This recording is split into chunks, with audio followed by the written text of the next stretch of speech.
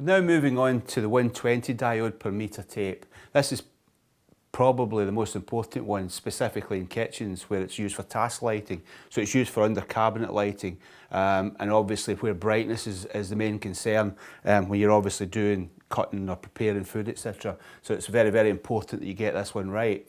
This is actually the one really with the three colours like we discussed before, where I told you that we had daylight at 5,000 kelvins, we have natural white at 4,000, and we have warm white at 3,000 kelvins.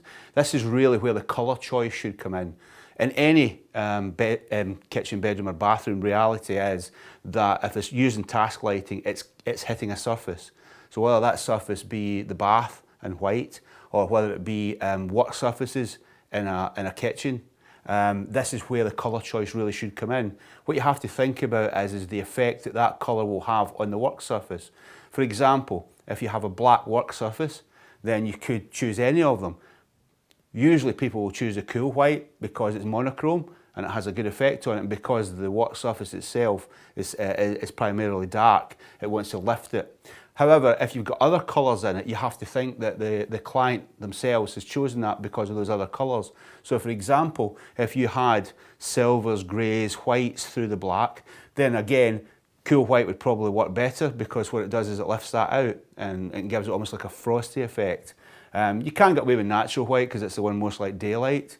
Warm white, but the warm white has a different effect on it, so it'll make it look yellowish. So I would suggest that in a case like that, you wouldn't use warm white.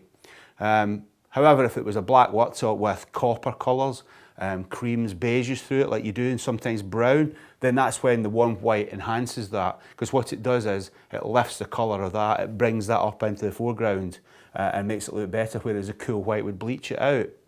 So that's a kind of rough guide to colours and your colour choices and why you might want to look at them. However, you have to look at it as well that the room itself, does it get much in the way of natural light? So that could be a deciding factor. But either way, this is really where the colour choice should be made with these.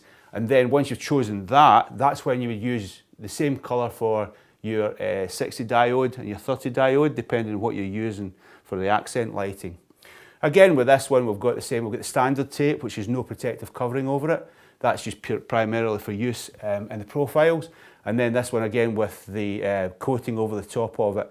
I tend to use this, even if it's not in profile, I will use this under worktops, because again, with cleaning, etc., or moving things around, chances are it could get bashed, so it gives that extra bit of protection. But again, we come back to the fact it's IP rated, so again, if it's next to a cooker and there's steamy pots or kettles, etc., it just gives that little bit of extra protection.